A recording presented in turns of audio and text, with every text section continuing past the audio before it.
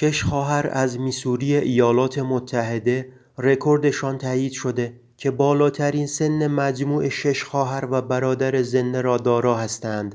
در مجموع خواهران از 88 تا 101 سال سن دارند که 571 سال و 293 روز می باشد.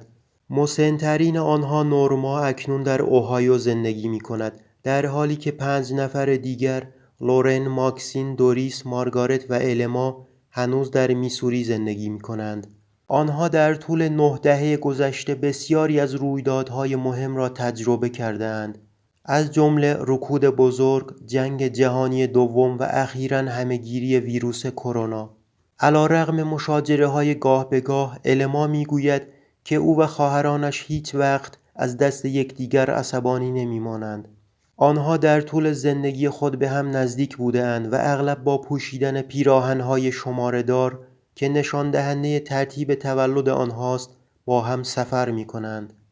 از آنجایی که 3 خواهر در ماه ژوئیه به دنیا آمده‌اند، همه آنها هر تابستان گرد هم می‌آیند تا جشن تولد بگیرند. استنلی برادر بزرگتر خواهرها امسال 102 ساله میشد، اما متاسفانه در سن 81 سالگی در یک تصادف با دوچرخه درگذشت. یکی از دوستان این خواهران میگوید آنها گروهی صمیمی، باهوش و سرزنده از دختران هستند که به تنها برادرشان استنلی نیز علاقه داشتند.